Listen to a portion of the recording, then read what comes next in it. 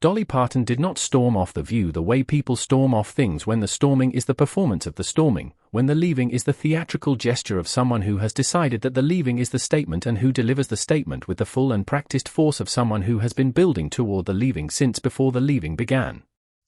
She left the way she did everything, which was with the specific and completely characteristic quality of someone for whom the doing of anything was inseparable from who she was while doing it, for whom the leaving was therefore not a departure from herself but the fullest possible expression of herself in the specific moment that the leaving was required. She stood up. She unclipped the microphone that had been on her collar since the segment began.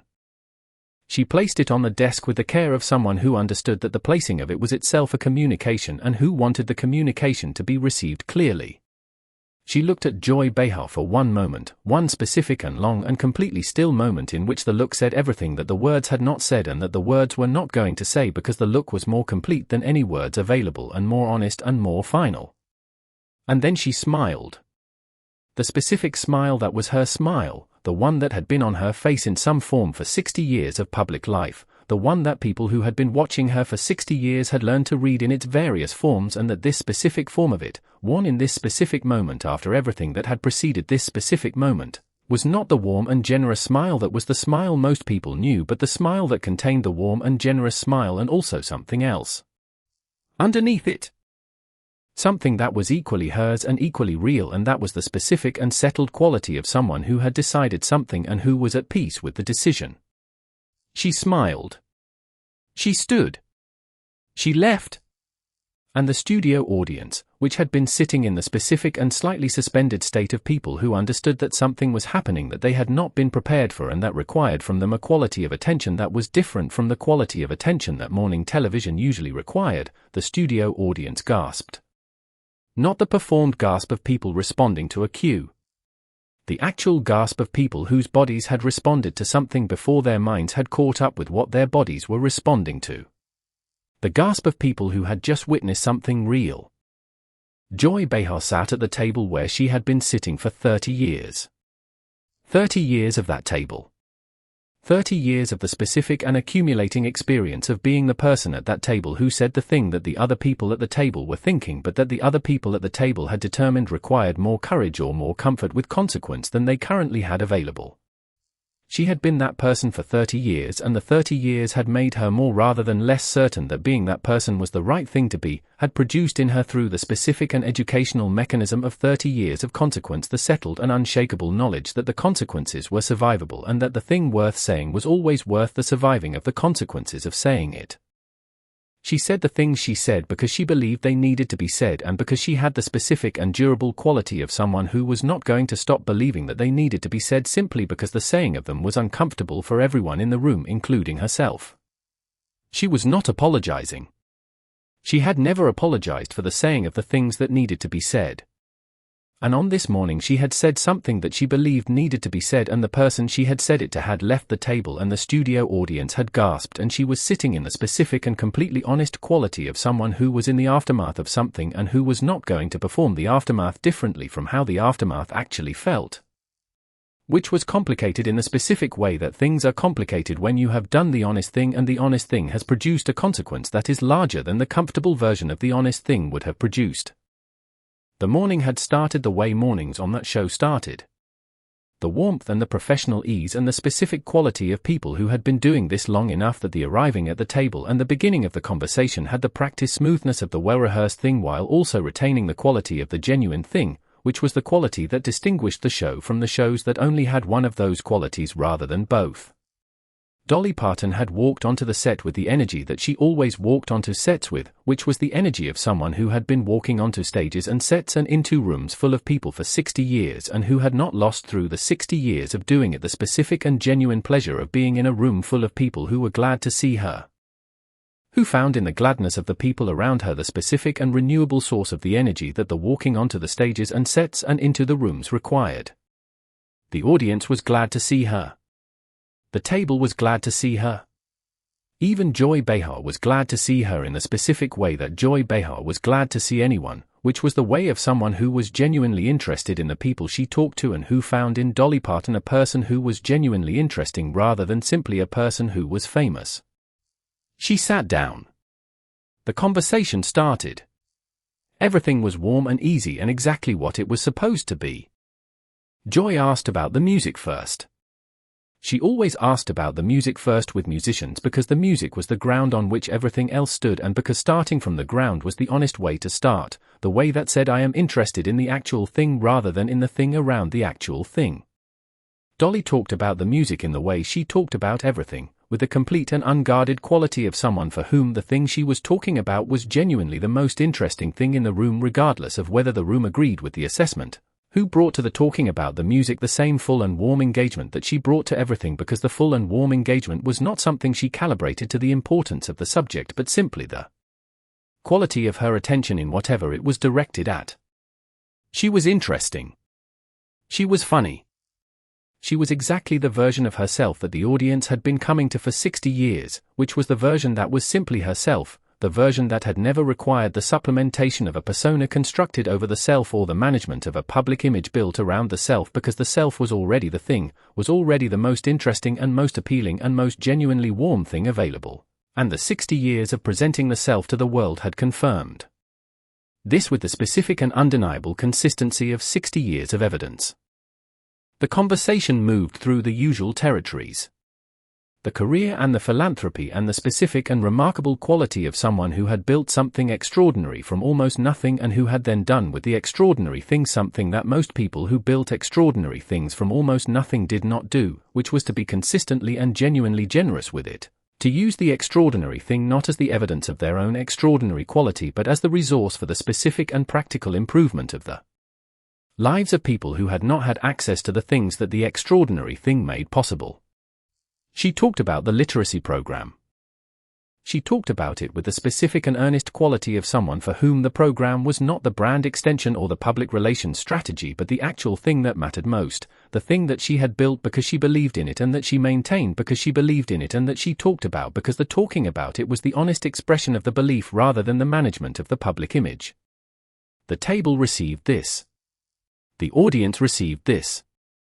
And Joy Behar received it in the specific way that Joy Behar received things that she found genuinely admirable, which was with the full acknowledgement of the genuine admiration and with the specific quality of someone who was not going to perform the admiration as more than it was but who was also not going to manage it as less than it was.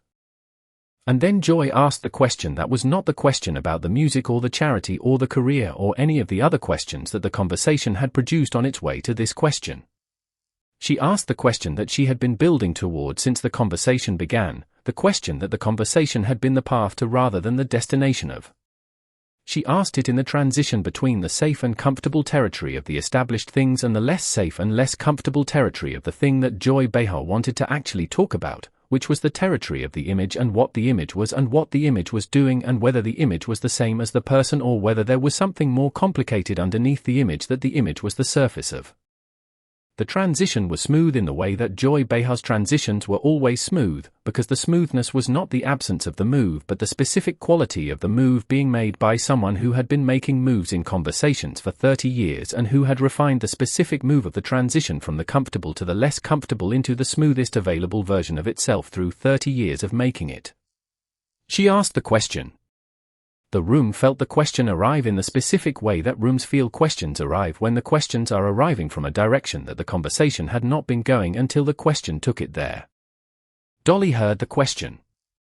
The hearing of it was not visible in the way that the hearing of an unexpected question is sometimes visible, in the specific and involuntary quality of the face that received something it was not prepared to receive.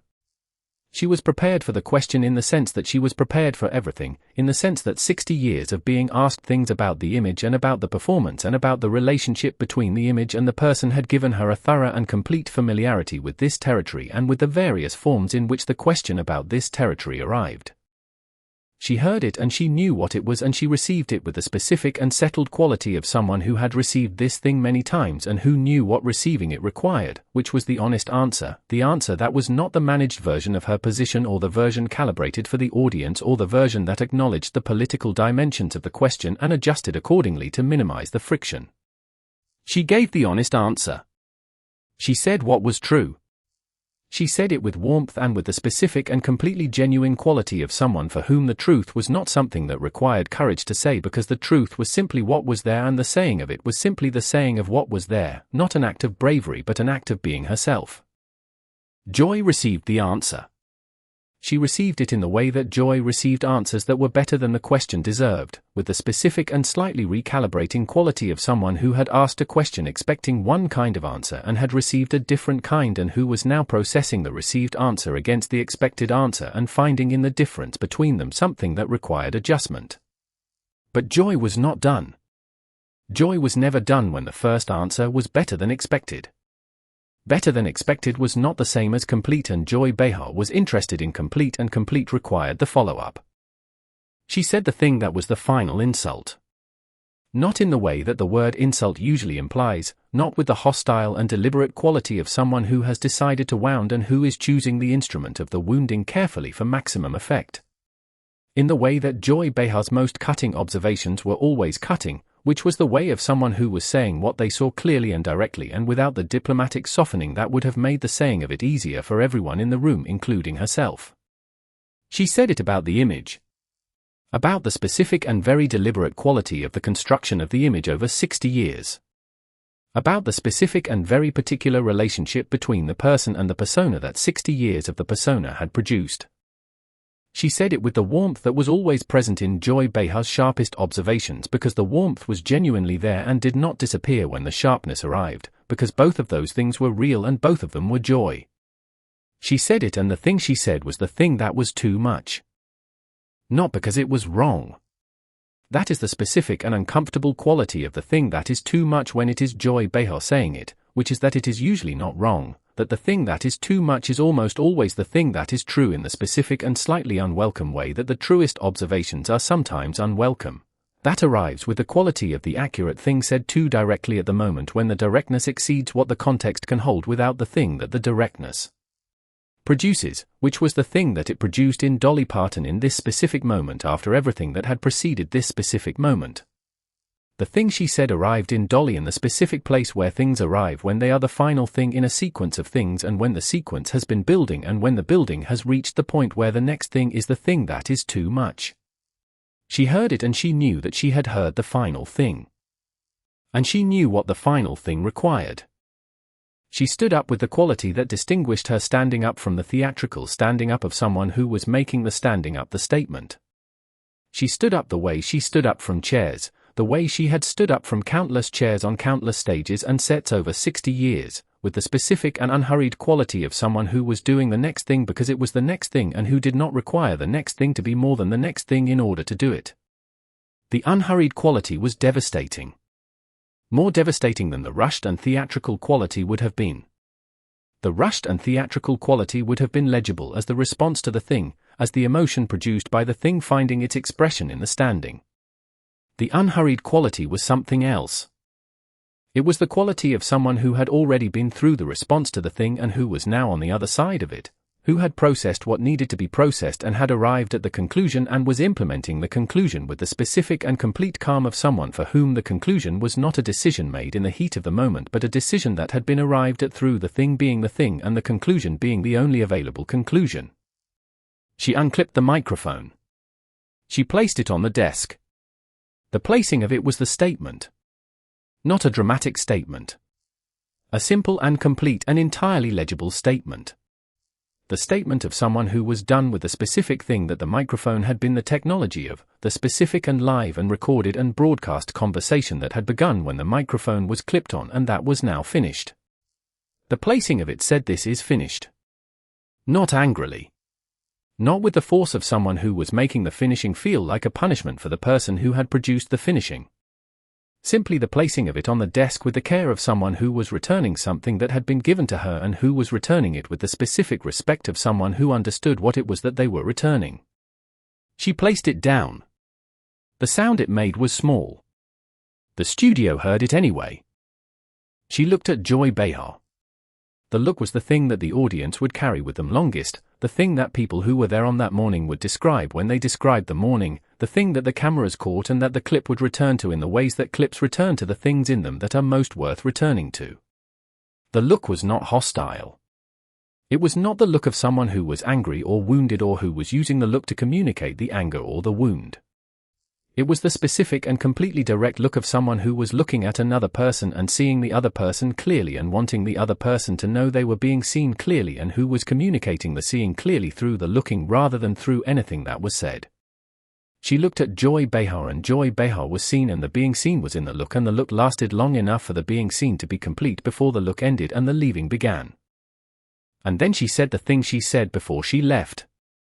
She said it in the voice that was her voice, the warm and clear and completely unhurried voice that was the same voice in the leaving as it had been in the arriving, that had not changed because the morning had not changed it, that was still simply the voice of Dolly Parton being Dolly Parton in whatever moment she happened to be in.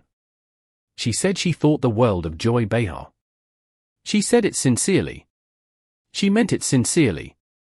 And she said that she hoped Joy would think about what had been said, and that she was going to go now, and that she wished everyone at the table a lovely rest of their morning. She said all of this in the warm voice.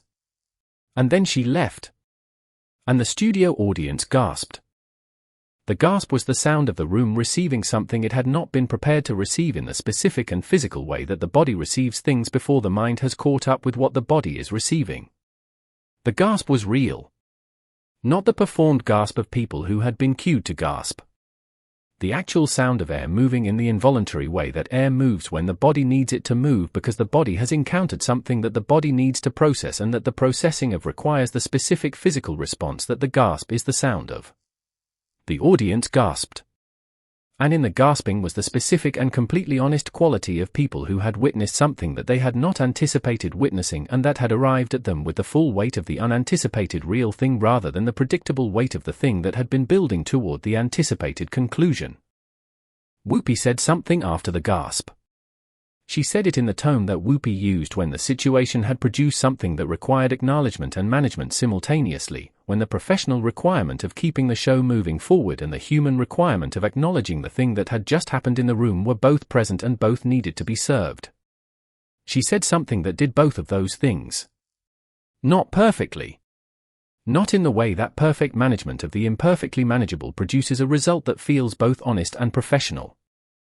In the way that the honest attempt to do both of those things simultaneously in real time in front of cameras and an audience and millions of people watching at home produces the result that the honest attempt produces, which is the result of someone genuinely trying to be in two places at once and doing the best available job of it, and the best available job being somewhat less than perfect but also somewhat more than the performance of it would have been.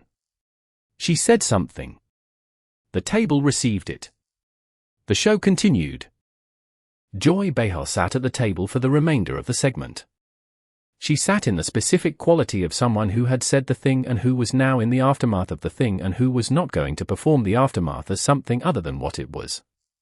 She did not apologize. Joy Behar did not apologize for the things she said because Joy Behar believed in the things she said, and believing in them meant that the apology would have been the dishonesty rather than the honesty, and Joy Behar was not going to be dishonest about the things she believed in for the comfort of anyone in the room, including herself. She sat in what she had said. She sat in the leaving that the saying had produced. She sat in the gasping that the leaving had produced. And she said the next things that the morning required her to say with the same quality of directness and the same genuine engagement with the things she was saying that she had brought to everything else, because the directness and the genuine engagement were not things she turned off when the consequences of them arrived. They were simply what she was. And what she was what she was going to be regardless of what the morning had produced. The clip went everywhere. Not because of the gasp, though the gasp was the thing that most people mentioned first when they described the clip. Because of the look.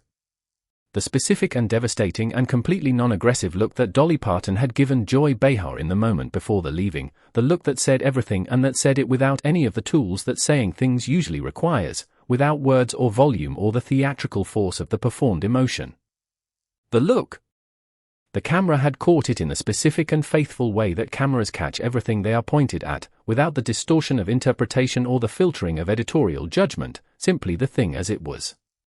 The look as it was. The camera had been pointed at Dolly Parton's face in the moment of the look, and the face in the moment of the look had been exactly what it was, which was the face of a woman who had been doing this for 60 years and who knew exactly what she was doing and who was doing it with the full and settled quality of someone for whom the doing of it was simply the expression of who she was. The camera had it. The clip had the camera's having of it. And the clip went everywhere. And everywhere it went, the look was the thing that people could not stop coming back to. Because the look was real. Because the look was her. Because the look was the specific and irreducible and completely genuine quality of Dolly Parton being exactly Dolly Parton in the moment that required her to be exactly Dolly Parton, and finding in that moment not the diminishment but the full expression of the thing she had been for 60 years, which was simply herself completely and without apology, and with the specific and warm and absolutely settled quality of someone who had nothing to prove and nothing to hide and nowhere to be except exactly where she was, being exactly who she was. Joy Behar was at the table the next morning. She was always at the table the next morning. 30 years had produced in her the specific and durable quality of someone who was going to be at the table regardless of what the previous morning had required of her to be there, and what the being there had produced and what the production of it had cost. She was there. The table was there. And somewhere in the permanent and available record that the cameras made of everything that happened in that studio the morning that Dolly Parton had placed the microphone on the desk and looked at Joy Behar and left with the smile and the warmth and the absolute and unshakable completeness of herself, existed in the form that recordings give to the things they record, which is the permanent form, the form that does not age or diminish or become less than it was when it was happening, the form that says to anyone who watches it exactly what it said on the morning it was happening. Which was everything that the look said, and everything that the smile said, and everything that the placing of the microphone on the desk said, and everything that the gasp from the audience said, which was the specific and completely true and entirely unforgettable thing that the morning had produced, and that the cameras had caught, and that the clip had carried everywhere, and that the everywhere it had been carried had received with the specific and sustained quality of recognition that the real thing always produces in the people who encounter it, which is the recognition of the real thing being exactly what it is and being more than enough.